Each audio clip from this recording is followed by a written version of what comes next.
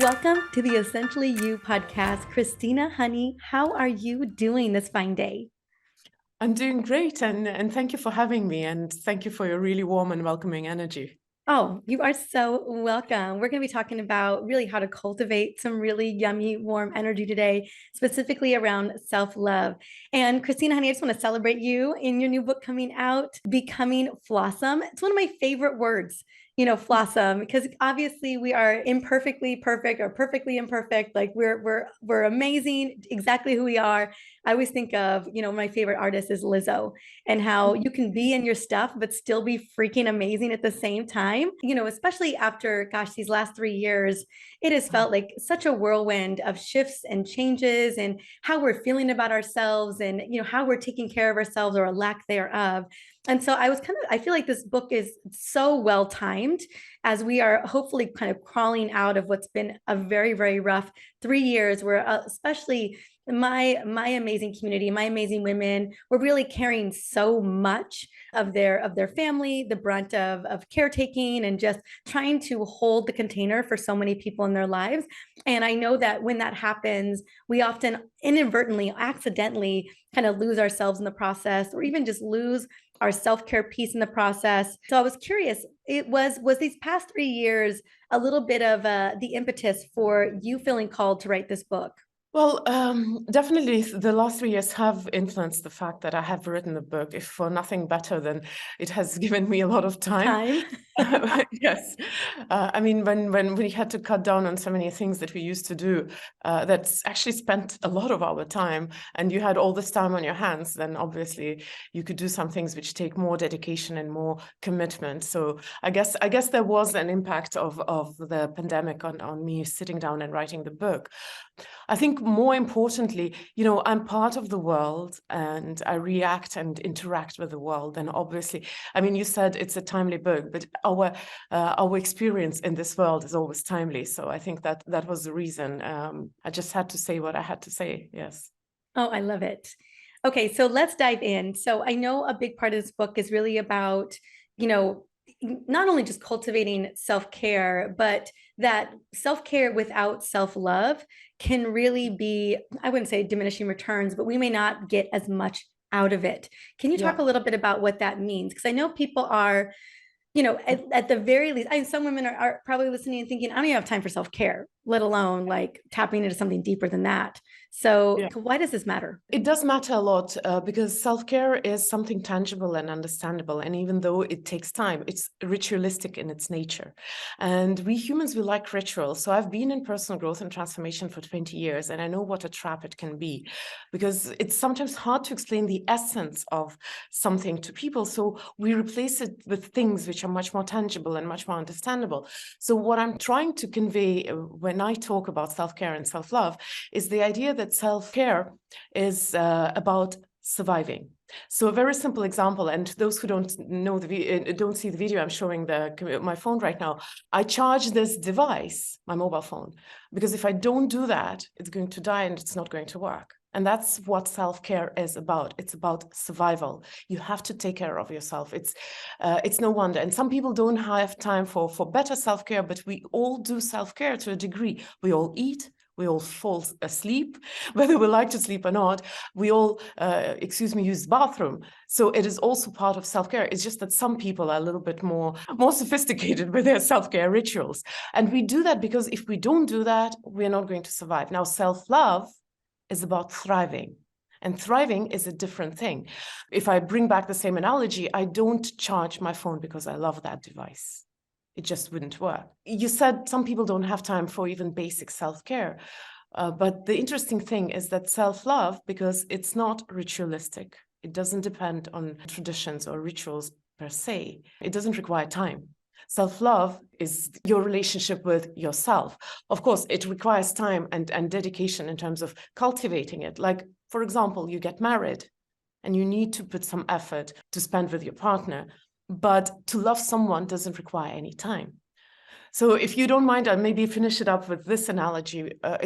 Imagine a stereotypical kid who's born to a wealthy family and the kid has everything: good home, good food, good clothing, nannies, good school. The only thing the kid doesn't have is the time and attention in the presence of the parents. We understand that that child will not grow up into a happy, fulfilled human being, because we all need love to thrive. So yeah, I really do appreciate you breaking down, the importance of it. And I do believe we do feel like it's important. I don't think people are, intentionally not, integrating self-love and infusing self-love into self-care. I think that the busyness of life is what messes with that. I think that's ultimately what ends up happening, right? We end up getting caught up in the to-do list and the urgencies and the obligations, and that's when it all kind of just falls to the wayside. And I totally get that there isn't a time commitment per se in cultivating that self-love piece, but I know that a lot of people are really struggling with it. And so yes, go on. So yeah, the only reason why sometimes put them on the opposites of the scale is because it's very tempting to replace self-love with self-care. Because self-care is something understandable. In the worst case scenario, take a day off and you spend it with yourself and you have done something. Now, self-love is not so clear. And I have also asked myself, because, I've been in personal growth for 20 years. I've sold so many, and I've created a platform for that education. So I understand that self-love is not a very marketable topic. We call it soft skill. And my question is, why do we call it soft skill? Is it because we think it's easy? It's unimportant? So I've asked myself that question. Why is it that people kind of push it aside? And I see there are a few reasons. Reason number one, and probably the most typical reason, is that we think that we have other problems in life which are more important. I have business to run. And for example, I don't know, there's economic crisis looming. My employees are leaving. Something like that. Or my teenage child doesn't listen to me. Or my marriage is on the rocks. We always think that I have a problem in business, in family, in relationships, which is more important than my relationship with myself. Without realizing, but in reality, you have a personal problem which projects onto your business, onto your family, onto your relationships. We don't understand that causality. We think that we'll have time for self-love when all our other problems are solved, without realizing that very often that is the crucial piece which is required to solve the other problems. The other reason why I think people don't deal with self-love is we don't understand it. We don't know what it is. What is self-love? We think that we live in a society which is self-obsessed, which is, we have so much, selfishness. But these are not the examples of extreme self-love. These are the examples of the lack of self-love. If people are, let's say you go on social media and you see all those polished facades and you think, but isn't that the excess of self-love? But in reality, this is people seeking love and admiration from without because they can't give it to themselves. Well, let's define what it is, and let's define why it's important. I feel like I know what self-love is. I always feel like it's like, really, loving yourself just because, and it's knowing you're worthy, no matter what. But I have a feeling you have a deeper definition of that. It's, choosing you in a way that is going to support you.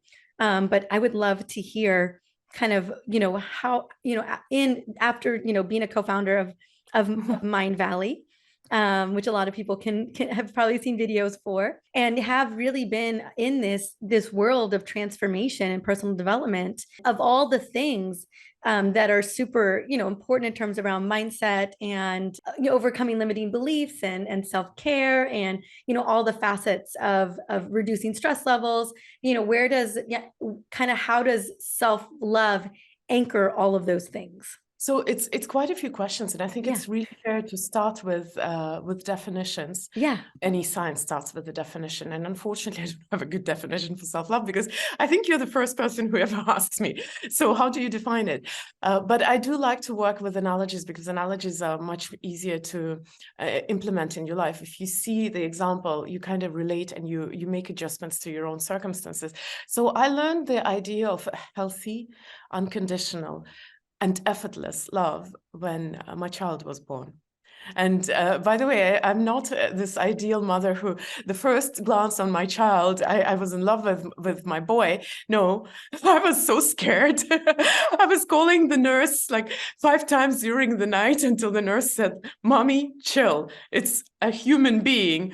He has moods." So I had a rocky relationship with my child, but what I understood is that despite my kids' imperfections, my oldest child has Asperger's, so he's been quite a trying relationship for me in my personal life. But I realized that to love someone unconditionally means that you're going to love them not despite the imperfections, but with them and maybe even because of them. Because what makes my child special for me, and he's an amazing human being, is exactly everything which maybe we consider imperfections. In fact, imperfection is in the nature. I mean, it's in the human nature, and it's how nature works. The evolution happened through imperfections, through mutations, through things which were not, strictly speaking, normal. So I learned the idea of unconditional love through everything when I had my first child, but I also learned that love and a relationship, a healthy relationship, is not about, say, indulgence or complacency. Because we can forgive our children almost anything, but we still want them to become better. We still want them to grow. We still want them to evolve. And that's another trap. A lot of people are worried that there is too much self-love. And if I love myself too much, I will stop growing. Take me as I am. You see, I'm like this. I like myself. You have to like me too. But that's not truly the healthy relationship.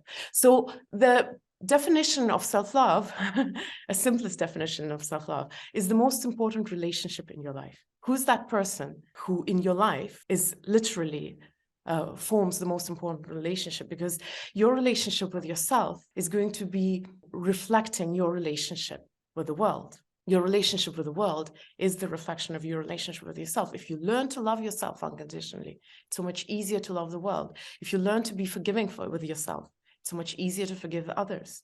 If you learn to be tolerant, patient with yourself, it's so much easier to be tolerant and patient with the others. So in my case, I learned it all through my children. They taught me patience. They taught me unconditional self-love. They taught me unconditional love and love through imperfections and with imperfections.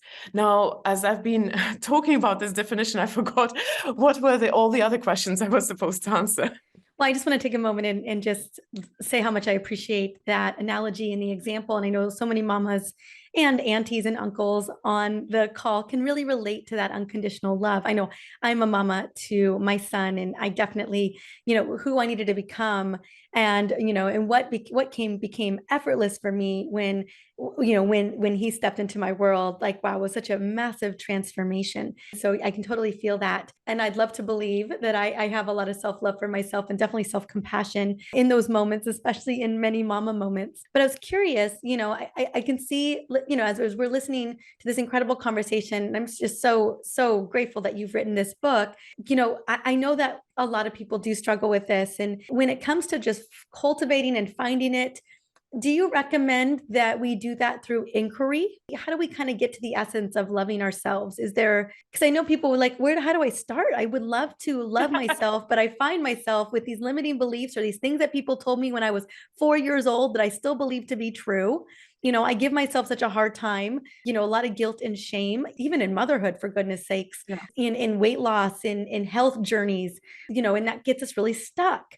So, how do we begin to, kind of tease out falling in love with ourselves and, falling in love with our true authenticity, like who we truly are? As you said, it requires some time and commitment, but it's not so much time per se as like, I have to do certain rituals. We have certain patterns in our, brain, I would say, in our behavior. To break those patterns and to change those patterns, of course, we need some time, because our behavioral patterns are in essence habits, and habits require time to change. It's not time as in I have to sit down and do something, but just notice and have some patience. What I love about the very start of your question, you said, is that the inquiry? Yes. The very, very short answer that I can give you is replace judgment with curiosity. Just this one simple thing, replace judgment with curiosity. So rather than judging that yourself, oh, I'm being a bad mom, or shouldn't I be doing that? Replace it with curiosity. Oh, I wonder, why do I feel like this?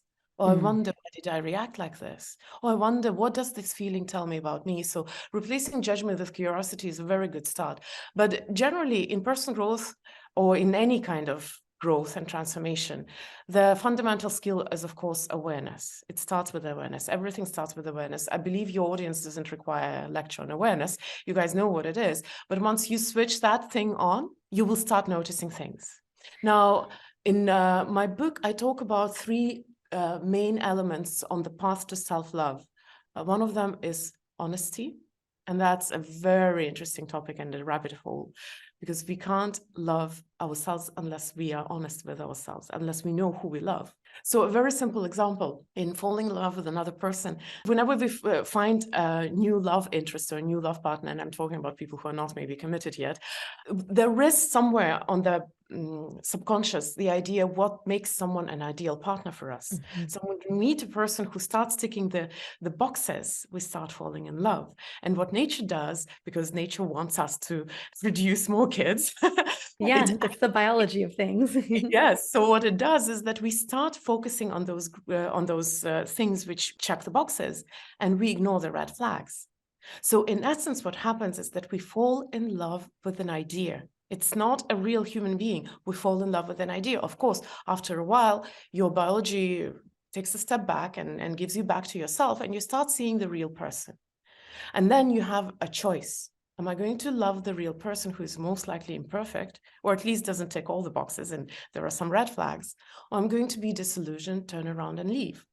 So we have a similar thing happening in our relationship with ourselves. And I know that very well because people who come to personal growth and transformation to our industry, they all have an idea what it means to be the best version of me, that picture of perfection. And that's the idea. And then when you discover that there are red flags or you don't correspond to that picture, you really don't have a choice of turning around and leaving because you're stuck with yourself. Are you willing to love yourself before you are perfect? That's when we need the love the most. Or are you going to be disillusioned? Are you going to close the eyes on that your reality is, there is a gap between the real you and the picture of perfection. And we humans are not taught how to deal with that gap between the real version of you and the aspirational version of you. You said it so correctly. We haven't been taught that because from childhood, we are taught to earn love. If you behave, your well-meaning parents, peers, friends, teachers, they show you love, they shower you with love. If you don't listen to your mom, to your teacher, to your friend, as a punishment, very often what we see is that as a punishment, love is being withdrawn. And I've done that too. I've done that to my children. So naturally we learn, we grow up and we learn, and that's a pattern which is really deep in our nature. We learn the pattern that to deserve love, you have to be almost perfect. You have to do the right thing. You have to behave the right way. You have to have the right accomplishments. Now, later in a grown-up life, we carry this pattern into our relationship with ourselves. Yes, of course, I love myself when I'm good, when I take care of myself, when I follow my self-care rituals. But if I'm not perfect, if I'm not good, then I need to punish myself with not loving myself. My question, I just love that. I agree with you 100%. And I hope, in terms of parenting that we're really shifting that dynamic. I know my husband and I work really hard to ensure no matter what my son is doing and exploring, that he feels unconditionally supported no matter what, even in his worst tantrums, his worst moments, we're always loving him. And so I'm hoping that we get to break that ancestral pattern that has come down the line. But still, that's happened. That happened to me. I'm sure that happened to my husband. It's happened to so many of us. And, I want to go back to the piece of awareness, because as you mentioned, those subconscious drivers, it's those subconscious beliefs that come into play, even when we want something so bad, even when we're like, oh, I'm feeling so good about myself. Oh, but I watched my mom, this happened to her, and it's probably going to happen to me. Like there's this conscious talk track in there that's just running, and for some people it's really running their lives. Our thoughts are not who we are, but man, sometimes it can really feel that way. And so as you're talking about, one, awareness, curiosity, creating the gap, and thinking, oh, whoa, I'm giving myself a hard time right now. I'm beating myself up because I don't have enough energy to work out today, and I'm Yeah. failing at this. We obviously want to tease out, like, this is my body's way of really supporting me and loving me and telling me that today isn't the day. But I was just curious. I wanted to dive into a little bit more of those questions of, like, when we see that negative talk coming through, or we see those little beliefs popping up that start pulling us away from unconditionally loving ourselves. I know in the beginning that it's so hard to, like, pause and be like, oh, here it comes, the talk track, here comes the old record. And sometimes it can be so seductive because it nails you right at the right time. It feels like you're validating those thoughts in that moment. How can we give ourselves a little bit more space and grace and love in those moments, where it can feel so seductive to believe those negative thoughts, which were maybe your mama's thoughts or your dad's thoughts or that mean teacher of third grade, that, her thoughts or his thoughts? How do we create more space so that we start to heal that subconscious patterning? So I'll first make a comment on what you just said, and then I'll give you one very simple technique. It's not so simple, actually. It's pretty painful. I was going to say simple, So but yeah, idea, but painful. idea number one is maybe you don't need to be perfect in loving yourself. Sometimes we think, I need to do it perfectly. And that's the beginning of the slippery slope. Maybe you should be okay with the fact that you're just human, and sometimes you will think the thoughts and feel the feelings which are not good for you, and they come there for a reason. Sometimes I hear how people try so hard to love themselves that they Just almost like, hate themselves for failing. oh yeah. I mean, and I'm just curious. I know you have something more to say here, but isn't this is an always pursuit, right? It's an always pursuit, isn't Of it? course. Yeah. But isn't that It's, the beauty of it? yeah. Can you imagine if at this very moment you're Mhm. your best, most perfect self? What would you do for the rest of your life? Mm. But that aside, we do have the self-talk track in our heads always. As one of our mind value teachers, meditation teachers says so beautifully, Emily Fletcher, she says, Emily, yeah. yeah, she says, if you have thoughts when you meditate, it's because you're alive. You will not have thoughts when you die. So self-talk is a natural process of our brain functioning, I believe, and our consciousness being awakened. But what I suggest is this exercise. Actually, I saw it in one of the ads, and I suggest you try it. You spend one day writing down your self-talk. And you start early in the morning. You go to the bathroom, you look at yourself in the mirror. What's the self-talk that you look at yourself, oh my God, I didn't have enough sleep. Whatever it is, it doesn't matter. Write it down. Carry a notebook with you just for this one day and write down your self-talk, especially if you have a challenging day. You have a fight. You lash out at someone and maybe you feel that, oh, maybe I was too emotional. Write it all down. Or the better yet, the moments when you feel that you don't perform at your best. Like I learned to ride a bike at 43. And, when I decided to start riding my bike to the office. I would lose balance and I would start at myself, like, what's wrong with you? Like, you've been doing that for a long time. What's going on? So write it all down. And don't stop yourself. As I said, rather judgment, curiosity. Don't judge yourself. Oh, here it comes again. Here's that pattern again. Here's my I don't know, third grade teacher talk. Don't judge yourself. Just curiosity. Oh, really? That's what I'm saying. And then I would normally like to give the second part the next day after people write down their self-talk. So I'll have to trust that you'll still do that honestly, the self-talk. Then second part is when you come home, you find that person whom you love so unconditionally and so effortlessly. And you ask that person to read that self-talk back to you. And then you ask them how they felt. And if you are very brave, you can actually take your self-talk and read it back to the person that you love. Try it. Try replacing, not, Kristina, what's wrong with you? Why can't you just get it? But my dear child, what's wrong with you? Why are you such a failure? Try it. And that's going to be really eye-opening. We always think that we love ourselves so well because we ask that questions of ourselves when we feel good. But when we need self-love the most is exactly those moments. You know, like with a child. When the child is happy, it's okay to say, I love you. But you need to say to the child that you love that child when the child is in tears, when the child is scared. And that's what we want to do to ourselves. In those moments, we are especially hard on ourselves. So try this exercise. Yeah. And if you want, you can take a moment of introspection after that and just ask yourself, why are you so hard on yourself? Yeah, I mean, that's that question. That's the inquiry of why, and digging into it.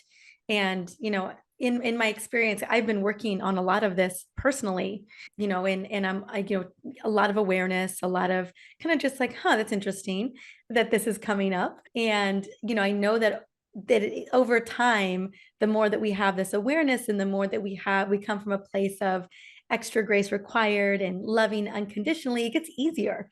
But then you're going to have those hard days where that stuff just comes right back up again, right? And it's going to be a little bit easier to manage over time.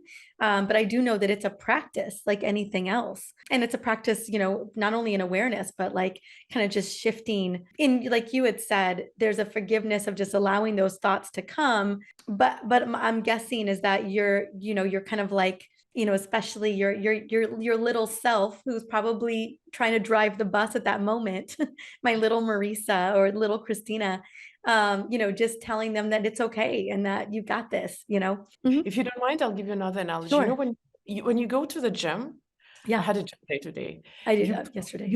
You add weights to whatever you are lifting and doing there. Because if you don't add weights, you won't exercise, right? And if you've exercised enough with a certain weight, you increase weights. So in life, it's the same. The moments when you've slammed a brake on your self-love, in the moment when you really needed it, it's like adding weight. It gives you a chance to practice. So these moments are actually to be cherished. Because here I'll get to practice it once again, to bring it up, to try it. And that's how our muscles grow, and that's how our self-love muscle grows. I love the reframe. It's such a great reframe. You're like, I get to do this. I had that moment in the gym yesterday. I was feeling I haven't been sleeping well, conflicting priorities. And as a mom, you understand, like I'm choosing my son, then rather than sleeping because he's waking up and there's all kinds of stuff going on. And so it's a competing priority and my son wins that priority. But I'm gonna be honest with you, I have not been very well resourced these last couple of weeks and I've really been feeling it. And I've debated whether to cancel my personal trainer appointment. And let me tell you, my personal trainer has no sympathy for whether I'm tired or not. And I show up. And so yesterday I was with him and, he's just like, you just need to keep moving. And I was like, no, I need to sleep is what I need to do. Like I knew like I need to honor my body, but I'm there anyway. The first part of the workout, I was just in a funk about it because I knew he was going to kick my butt, whether I was resourced or not. I did show up though, right? I showed up to do it. But then a song came on, one of my favorite songs, the Sophie Tucker song. And in the middle of one of his big workout sets that he had for me, and I just shifted my mindset. I also do Peloton workouts, and one of my favorite instructors there is her name's Jess Sims, and she always talks about how we get to do this. It's a privilege to be here. Someone's taking care of your son so that you could be here. Your business is being ran so that you could be here. So I shifted my mindset really quickly because I was just in a kind of like a trying to just get through this workout to up leveling it. I'm just saying, I get to be here. I have legs. I can lift this 30-pound weight right now. Like I just up leveled in my weight. I get to do this. It's a privilege to get to be here, to have a car to drive here. And the second half of my workout was so much better because I just shifted. I shifted the way I felt about it. And, even though I was a little under-resourced, it's amazing how much a good song and mindset can be in just shifting the experience, and turning it into a really positive, really nourishing experience versus kind of slogging through it. I think about that in terms of self-love too, of just like you can really just be in the energy of beating yourself down, or you can be in the energy of really loving the practice of loving yourself. Well, I actually can't remember who exactly said that, but in one of the many trainings I've attended, I've heard this also this interesting idea, when you deprive yourself of your self-love in those moments when you have underperformed, it's like, you have the first wound and then you stab the wound again. Mhm. Because in psychology, there's this interesting idea that the stress is not as bad for you per se as the stress about the stress, the Yeah. secondary stress. So, for example, if you can't fall asleep at night, the exhaustion to your body is not as bad to you as stressing about not being able to fall asleep at night. So I think that self-love layer to everything is exactly what removes that secondary stress, which is truly dangerous to you. And sometimes it just happens so that we don't have enough sleep. Sometimes it happens so that we had that, that cake that we were not supposed to, or had a glass of wine too much when we were not supposed to. And a doctor once told me, the glass of wine for you is not as bad as the stress that you're feeling about having had it. Yeah. It's being in the suffering. It's one thing to like be in it's rumenting. Yeah. And so it's just, it's suffering upon suffering. Yeah. Your body is, you're feeling it. You're tired and you're kind of getting, but then the ruminating on that suffering or that stress or whatever. Yeah. I mean, gosh, it's like a suffering squared, Yeah, it's, like this teacher that I don't remember who it was said, like stabbing a wound a second time. yeah, it's exactly what that is. That's been probably, I feel like it was a new earth with Tolle that I really, really appreciated, talking about like being in the suffering of your suffering. Like you said, stabbing the wound twice. And I Yeah. was like, ugh. And I've spent so many of my years when I was younger in resentment or in anger and just in my suffering. And I was like, and gosh, it really sucks to be there. Like, it's like, I'm like, it never felt good. And the Mhm. only person who suffered in it was me. Like, I was no one, the person I was upset about or the situation I was mad about, it doesn't care one way or the other where I stand.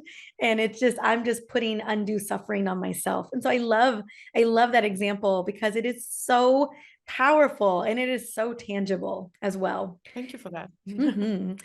One of the things that, I know this kind of ties into it. I think this is one of the reasons why we do find ourselves not loving ourselves is society, is the societal pressures and kind of how society wants us to operate in this world. I feel like society really, I always say I've operated in my trauma for so many years, but man, society loved it. Like society loved that I was an overachiever. Society loved that I worked myself to burnout. Society loved that I've got all the accolades. Like that's what drives us. But I will tell you, I beat myself up so much in the process of it. But I got, but in the external world, it was like, this is how we live life.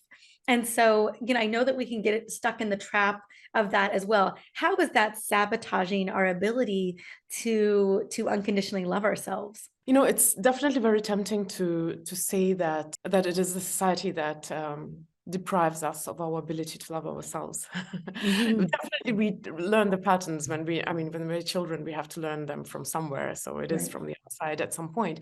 But I do talk about the fork in the road that a lot of us are facing very often when you have to make a choice between success and happiness. For example, a very simple example, will you study something which you're passionate about or something which will give you a good career?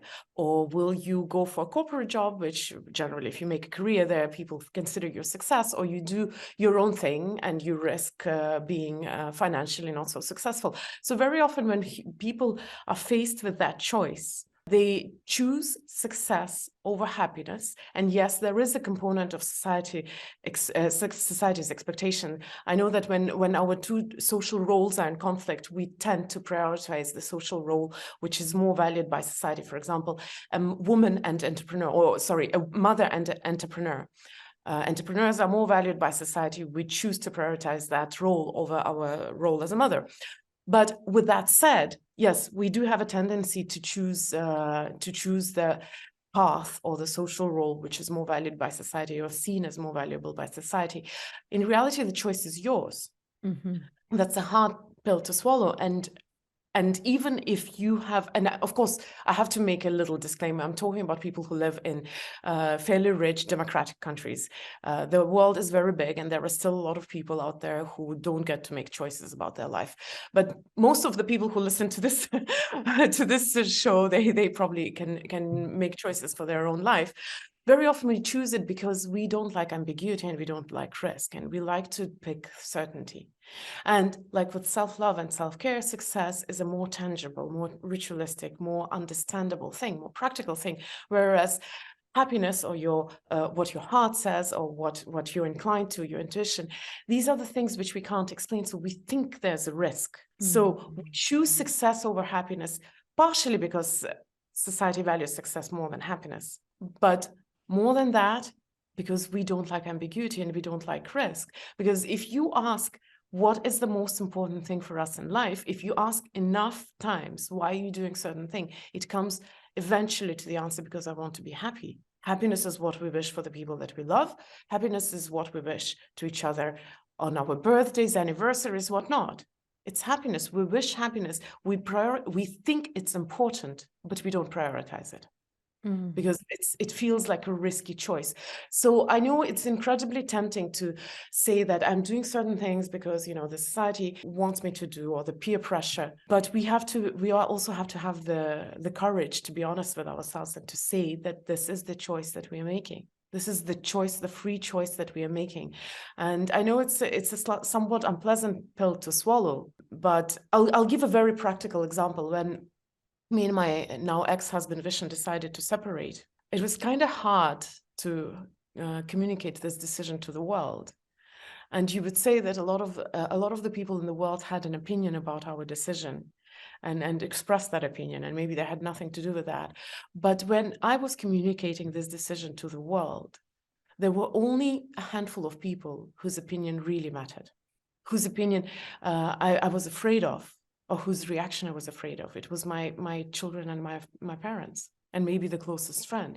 If you make that post or that story on Instagram, yeah, you see how many people liked or watched it, but you're looking out for this one person, this one opinion, because the world doesn't really matter as much to us as we would like to say. It doesn't. It's just a very easy excuse. Yeah, and I think some people just feel like they're just, I think maybe sometimes people don't know that there's even a choice. My mom just came back from a retreat that she, that I was really excited to help her send her to, in Joshua Tree. And one of the questions that she was asked, and I mean, she never had even thought about this before, but like, whose life are you inadvertently living? And she's like, oh my gosh, I've been living this life that I had no idea I was living. And I was like, really?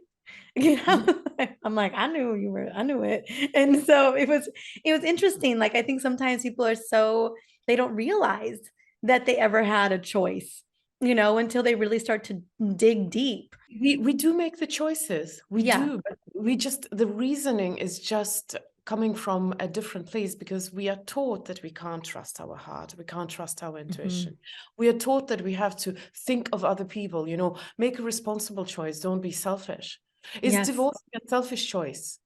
It's a questionable thing. I know a lot of people will disagree with me, and I will say something absolutely shocking if you take it out of context. Your biggest moral obligation and responsibility is to be happy and at peace with yourself. Because what your loved ones want is not your success, not your perfection. They want you to be happy. That's what they truly want.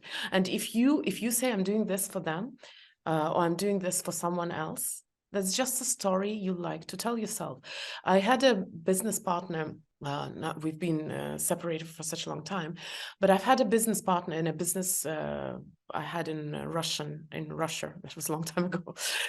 Our relationship actually went really sour after 3 years of working together. And for 3 years, I didn't dare to raise the question. I thought, I can't tell my business partner that it's not working out, because what if it breaks the business? And I have partners, I have clients, I have, authors that I'm publishing. I have responsibilities. So I have to, we tell this story. As an entrepreneur, I have to swallow my pride, my happiness, put it to the side, because I have more important problems to solve. Do you remember the beginning of our conversation? My problems in business are not more important than my personal problems. My personal problems are projecting onto my business. So it took me 3 years to find the courage to separate with this business partner. And it ended up so bad, we just couldn't move on anymore. It was such a dead end. There was no choice. And I remember writing that letter to her and sending it off. It took me half an hour to write a short letter saying that I think it's not working. Shall we separate? Because I just couldn't make the step. It felt like the end of the world. And how dare I? And then when we separated, of course, it felt so, I felt relieved. But the punchline is here. A few years later, there was this woman who worked with me through our partnership, through our separation and afterwards. And 3 years later, she came to me and she said, you know what, Kristina, you were putting up the brave face, trying to make it work for us, without realizing that we all suffered because we saw the truth. And what a relief it was when you finally broke up. Very often, the sacrifice that we make for the people that we love is such a heavy burden for them to carry. And it's such a story, you know, when I finally summoned courage to separate, I realized that that story about me as a good entrepreneur having to put myself to the background was just a cover-up story for my courage, for the lack of it. I was afraid. That was the only truth. I was just afraid to be by myself. That's powerful. And I think a lot of us find ourselves in very similar circumstances in regards to relationships and being tethered, by things we think are important when they're not. So I feel you 100% on that. And I'm so grateful that you shared that with us. I know that this book is going to be such a beautiful, a framework for kind of giving us how we can live within our authenticity, how we can truly connect in our happiness, and how we can make choices from a place of self-love, which is, the best place to operate in. And, I'm so glad that you took the time with me today to really tease out what that looks like and how we can do it, despite how many, where they're perceived excuses or real excuses, whatever those excuses may be that we think that are getting in the way. That's why we start with an awareness, honesty, and curiosity. Yeah. we have to get to the truth. Otherwise, we can't undo the puzzle. I agree. Kristina, honey, outside of Mind Valley and your website, honey, where else would you want us to find you? And I'm going to link to the book, Becoming Flawesome, inside of the show notes. Anywhere else you would love us to plug in, or anything about the book you would love us to plug into? So, of course, the best thing you can do for a new author is to get their books. Get the book. It's the best place. But if you want just ongoing communication, my handle everywhere is Kristina Mand, and I'm like anybody nowadays. I'm everywhere, omnipresent. On all social media. I mean, yes, no, perfect. We will link up to all of that. And again, thank you so much for coming on and sharing your gifts and sharing your brilliance with us. Thank you so much for giving me this opportunity.